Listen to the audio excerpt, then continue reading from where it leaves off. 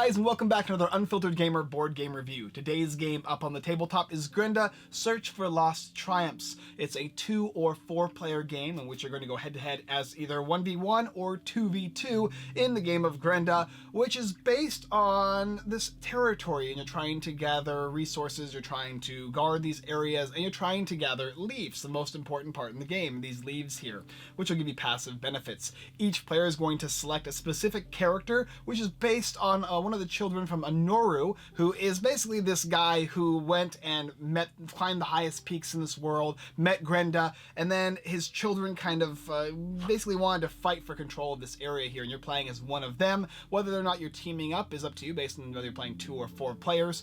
On your turn, you're going to be spending your strength from your player board to move. You're then going to search locations, hopefully guard them, and then utilize the cards underneath those locations to enact either a battle or a defense of some type, gaining resources, acquiring secret hints, to then allow you to get to the Celestial City, which hopefully will let you get these leaf cards, which you really need. In the game, if you can defeat all of your opponents, you can win, or if you gather all of the leaf cards needed in order to capture or reclaim the land, you'll also win the game. Anyway, that's the basic idea for Grendha. Let's go ahead and take it down below. I'll show you what you get in the game, basic idea, run through how to play it, and then come up and I'll give you my review. So here's Grendha's Search for Lost Triumphs and everything that it comes with. So we'll talk about all the components, and then we'll go down. I'll show you a basic round of how to play, and then we'll come up and do my review, because this game is a lengthy game, and so I'm not going to go ahead and do a full round. I'll just explain what you can do on your round and what it entails. So as you can see, this is the board here. These little guys here are called diggers, and these are your characters in the game. Each of these is basically one of the children of the Andu guy,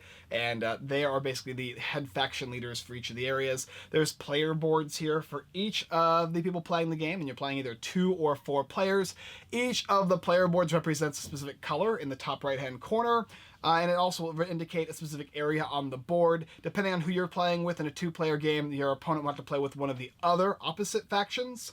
These, on the player boards here, you're going to have these red cubes that will indicate attack and defense. It will start at 0, health will start at 5, and strength will start at 5 as well. And you'll notice that wherever your health is, based on the round, is where your strength will go as well. Reputation is 0. Each player is going to get their set of guards. These are the characters that will be basically being played down on the specific areas of the game board that will basically show you control the area.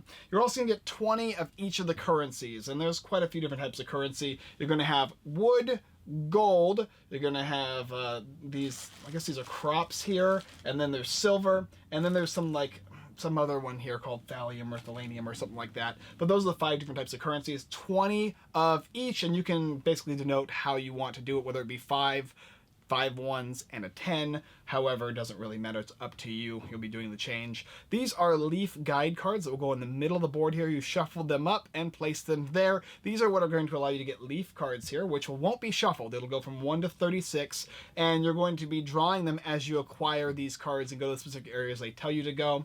Each of these little decks here are going to indicate spaces on the board, which will have specific events on the back of them here. They'll tell you to do certain things. You'll separate them and place them down in each of the corners based on the color. So blue cards will go over here, yellow, green, and extra yellow. I think this is maybe orange over here. Of course, you're also going to get these tokens here. These are time jump tokens. You get 2 of them for each board, because when you go across your board time jump, you're then going to take the extra token and place it on the board based on where you want to time jump, and then you're going to go ahead and reset this. That way you can actually play in different chakras of the game, and that's because you're going to start with the main chakra at 1. Chakras are basically rounds, which means after everybody concludes their turn, you'll move chakra 1 to 2, then to 3, and it'll keep going all the way across the board, which changes a lot of things in the game based on what you're trying to gather. There's the defense die, there are the attack die, there are bonus die, which you'll be able to roll based on if you acquire, if you have these specific things here. So you have to spend certain currency, like gold or the blue currency, and you'll get these bonus die to roll. Each of the teams are going to get one of these metal die, which are going to be either yellow or blue. They don't make much of a difference, so just choose whatever die you want to use for whatever side you want to play with. And then you're going to also have these extra cards here. You're going to have these cards here, which are like keys. They're going to give you specific items in the game. Shields are basically going to be, this is a different one, but shields are basically going to be events you're going to have to roll for and determine what happens, and the same will be said for attacking. Usually they're going to have an up arrow for blue or a down arrow for red, which will determine if you gain a stat in a specific area, whether it be strength or defense or health, or lose stats based on your roll. These stars here are resources that you're going to gather, provided you conquer the territory, and then these scrolls here are specific clues as to what you're going to be trying to do in the game based on the chakra or different areas on the game board. Maybe it will say that the Dorakana land has a battle that you have to deal with, and so if you go there, you'll basically learn that that's something you have to deal with based on these cards here, little secrets that get to be pushed through. And for the most part, that's pretty much it. You're going to get a ton of different resources. I have a bag of each of these, as well as you're going to get these little boxes for all of the cards, additional diggers depending on the number of players you're playing with, a rulebook for the game, and the box itself. And that's pretty much it for the setup of the game. When you set up the game now, the only thing I didn't talk about is how the diggers work. Depending on the number of players you're playing with, it determines how many diggers. I think it's 25 per player. You'll place them down one at a time in turn order until all of them have been placed on the board. These are used for extra movement when you're moving your characters across different areas of the board in Grendha. That is the basic idea for the setup of the game and everything that comes in the game. Let's go ahead and take it down below now. I will show you a basic round, what you can do on your turn, how it basically works together, and then after that, we'll give you my review. Okay, so this is pretty much the game, and if I were to explain it in a full turn, I would actually only just show you 2 characters. The characters are going to be based on the boards, but I'll just go ahead and take off 2 of them. This is actually set up for 2 players otherwise, other than just showing you the extra boards here. So let's go ahead and talk about it. Like I said before, everybody's got their 20 currency from each of the different types of currency. You have your starting time jump tokens on the very beginning track here. All of your health and strength are going to be maxed. Your reputation, your attack, and defense will be at the low points. Everybody's going to have their guards, which you'll place somewhere next to you, as well as the first player marker. Go ahead and set it next to the player who is playing first. These are the leaf cards. They don't shuffle. Remember that. These are all shuffled, and everything else pretty much done. I already went ahead and set these out. In general, you're going to be setting them 1, 1, 1, 1 as you go around in a circle. Additionally, you can't have more than 4 in a specific given area at the start of the game. However, that might change as the game progresses, but just for setup's sake, all these cards are shuffled, and the game is ready to go. And it's fairly simple how it functions. So, choose a player. Go first. That player is then going to have their warrior. Let's just go ahead and say that this player is this one over here. Whether it is or not doesn't really matter, but we're just going to pretend like this one is this one is this one. So how it works is you're going to move your warrior, and to move, you simply move from one space to another, and then you expend a strength, and it tells you reduce your strength by 1. And that's important because once your strength hits 0, that is going to end your turn. So after you expended your strength and you move to a specific area, you're then going to encounter that area as long as it hasn't been claimed. To encounter the area, you're going to take one of these decks over here, like this one over here, look for that specific one. So this is the Vrindenhaven Forest. You're going to go through these until you find it. Take this card here, and then you're going to look at the cards on there. So this one is a shield, and then you're going to have this key over here, and then you're going to have this star. Place them down just like that. You're then going to flip this over and read it. And this one here says, the heavens rain fire on you. Face it by sacrificing 1 health, or you take your chances with the silver die and add up your strength, reputation, and attack, and then see what the result is. So I can go ahead and choose to roll the die. So I'm going to take this die here. This is the die. It's called the silver die. And I'm going to go ahead and roll that die and try and acquire with my die result, as well as my strength and reputation and attack, try and get a high number here. If I want, which is also cool, I can use my diamond power. I can spend currency, so I can spend 4 of this currency here. So I'll go ahead and spend 5, reduce this, put this in there and take a 1 out, exchanging the currency. And then I can take a special power die, and it tells me I can take a blue power die. I can do this twice, and then I can roll both of these die as opposed to just 1. I'll roll the die, and that's 6 and 4, which is a total of 10. I'm then going to go ahead and add up my strength, which is going to be 4, putting me at 14. My rep is 0, and my attack is 0, so 14. I'm going to go ahead and check this thing here. So it's 11 through 12. You survived, but barely. Expend 5 wood, 2 silver, and earn 1 health. So I have to spend 5 wood and 2 silver, which would be these guys here. And I then gain a health. Now, I already at max health, so I don't need to worry about that. But now I can go ahead and look over here on this other side of the card. And this says to guard, spend 1 gold. So I can take 1 gold, spend it, get my change. 1, and 1. And then I can place one of my characters that guard on this area here. That means I control this area, which also means at the end of every round, I'm going to gain currency based on the number of pieces I have, and this means I get 1 wood at the end of the round. Additionally, because I did the guard, I can go ahead and start doing these cards here. So I'll flip this over. It'll also have an event. I'll also roll the die, and then I'm going to add up my certain stats for it, and then I'm going to either increase or decrease stats based on my result. And in this case, 4 plus 4 is 8. I look on here on this track, it gives me nothing. But if I rolled high enough, like 11 through 15, I could gain 2 attack, or whatever it might be. Then I would go ahead and discard this card. I'd move on to the next one. This is a silver axe, which is a useful item that is a one-shot use. Once you spend this currency, you'll gain this bonus. So if I spent the currency for this, I would discard this card, and I could gain 2 in defense. And then finally, I'd flip over this one here, which is resources. I'd gain that many resources from the bag, and also discard this card. I could then continue spending strength and moving to new areas and placing down more guys, drawing the cards to the specific area, and hopefully getting a massive control of territory.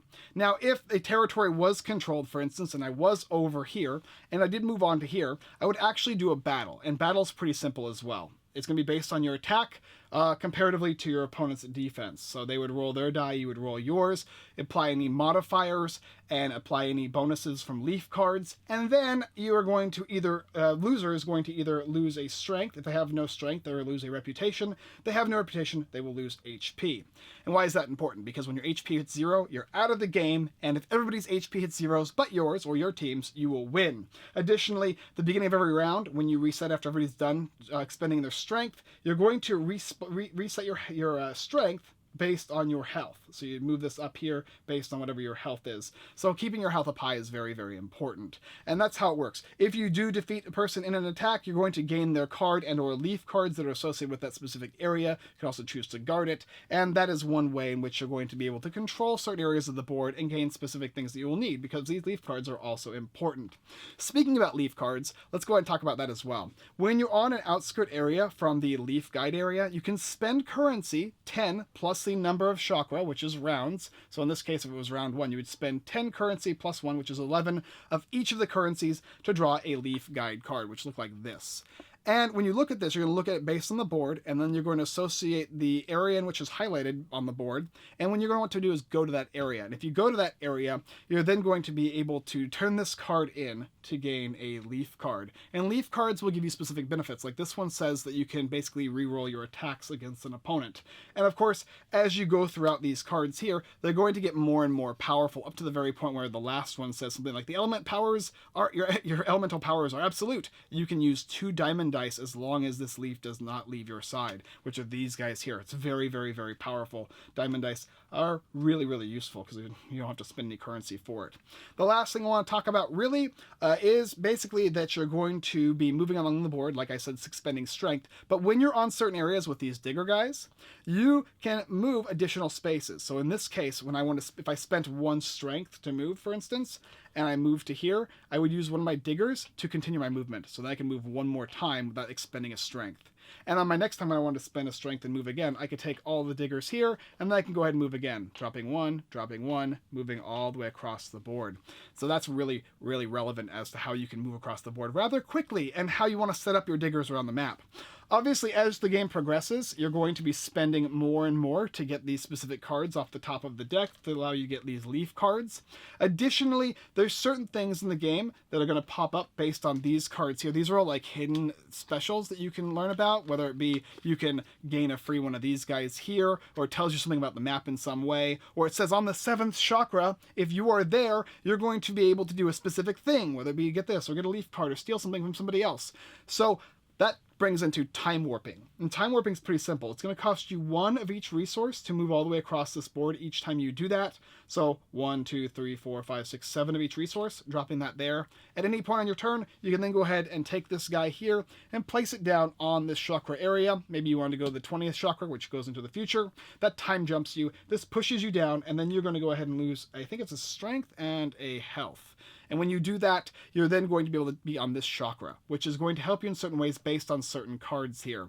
And the game's still going to progress as normal. So when you push this up, you'll push this up as well. And if you want to gain these cards here, you're going to have to actually end up going back to this chakra at one point or another so that you can take cards from here, unless you're utilizing cards from here.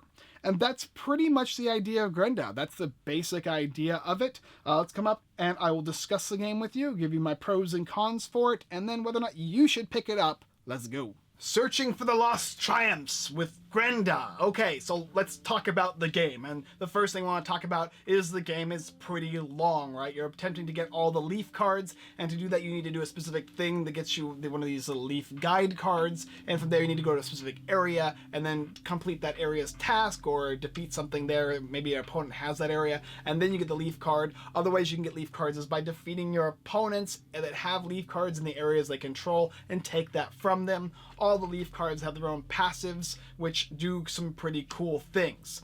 Additionally, we got these things here, which are your location cards. All of them, for each location, it has the same type of card. It's the same card. So, for instance, Lancashire, every time you go there, you're going to do this specific event, and you're going to roll your die. You could use your benefit to roll additional die, and then, of course, to guard it, it's the same cost, etc., etc. This thing here, what I would like to see actually is a more randomized version so that Lancashire is not always the exact same event every single time. But with that comes the problem of utilizing these scroll cards, because they tell you a little interesting things about these specific locations and what they're going through. However, it makes me nervous about replayability, because you're going to learn those locations, and after you've played it one or two times, you'll know which certain locations are the better locations and what character is going to be the best one to go to specific locations as well. Maybe it is balanced and I'm just not really seeing it, but as far as I can see, there's certain territories that are obviously easier to go on and other territories that are far more difficult. Maybe I would suggest having each of the territories have their own unique card, and then a deck of just events that get shuffled and attached to that specific card, so that way all the different events are different every single time. You're also going to have things like these resource cards you're going to gather, as well as items. You spend money for the items, you'll get the item, you'll get the benefit, you'll discard the card. That works really well. Resources, though, you're going to get one resource that gives you 1 gold, 2 silver, 5 wood, 4 crops, and then this is called Artham. That's what the blue thing is called. And there's a bunch of different numbers there. I'd like to see it cleaned up. I want to say maybe 1, 3, and 5 being the main numbers in the game, or something like that. So, because it becomes really mechanical, where I'm having to, okay, I need 1 of these, and okay, I need 2 of these, 3, 4, 5 of these, and maybe you can even do it on your opponent's turn or something like that, unless you need to turn stuff in. I'm not sure. The boards here, the artwork, the quality of the game is very, very nice. You can see there was a lot of love put into this game. These boards here are really beautiful. The reputation track is cool. The way the health and strength works is also interesting. I like that aspect, but remember, if your health goes too low, you're going to have less actions on your turn, so keeping your health up is very important. And sometimes a player might start pushing ahead while you have low health, and you have to work towards getting more health. Attack and defense will move up and down based on the cards, based on what you're trying to do in the game. And another cool thing is the time jumping aspect of the game. Moving from one chakra to another that will help you based on these specific cards here, the ones with the scrolls. Maybe you need to be in the 7th chakra in order to unlock the Celestial City, in order to draw a card from this here and figure out what area you need to go to, in which case it has this little bit of an adventure feel to it, which I like in this game. The fact that all the games, it seems like all the characters will have miniatures. I have 4 of them that look pretty cool, look pretty solid. The diggers are a cool mechanic as well. The base game as it stands feels like Risk, now the classic game of Risk, but with a lot of detail added, a lot of story elements added, and the aspect of moving through time, moving into the future, or back to the past. Back to the future, back to the past. By moving these diggers around is nice because it lets you go around freely throughout the board. Playing the team variant, in my opinion, is a far more enjoyable game because you get to kind of work together with your ally. You can make deals with other players. Oh, don't do this and I won't do this kind of thing. Gives that social aspect to this game, because overall this game is basically an area control style game. And I had a lot of fun with this one. There's just little critiques I have for each thing, especially the length of the game. Sometimes it's fine to have a really long game, but with these leaf cards, I'm afraid it'll take quite a long time to gather all of them. I would even suggest maybe you only need a certain amount before the game ends. I don't know how you'd like to do it, shuffle the deck up and only get a certain amount, which will push the game faster. Or if you control all of the areas, a good way the game works with how it ends, which is normally how I see it end, is when players lose all of their health and the winning team is the one that has the most health left over. The board, artwork, quality, all that's really, really good in the game. And anyway, that's the basic idea for the game Grendha. If you have an interest in taking a look at the game, you can go ahead and check it out. It'll be on Kickstarter fairly soon.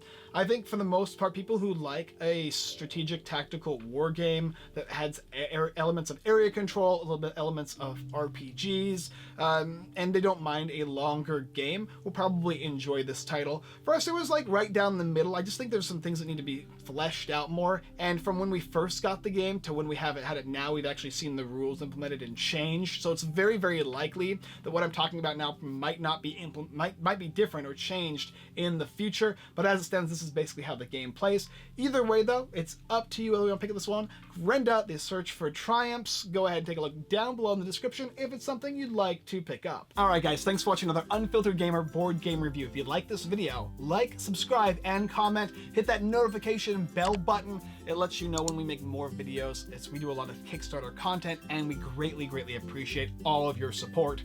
Also, check out Grendha, Search for Lost Triumphs, down below in the description. It's on Kickstarter. I am excited to see what they do with this game. Despite my qualms with it and the length and all that kind of stuff, I've seen their improvement from when I first got the game about 2 months ago until now, where we've actually fleshed it out and fully went through it, played it a couple times. So I will be checking it out and watching this in the future, especially on the campaign, to see what they do with it. And in addition to all the miniatures they're going to be adding to it, I'm a big miniature lover.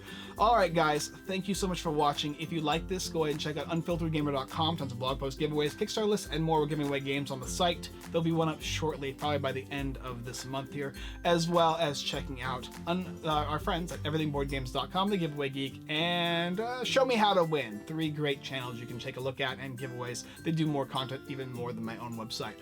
That's all I got for you this time. And as always, I look forward to searching for all the lost triumphs and the leaf cards and defeating your opponents in the battle arena that is this crazy world. Next time.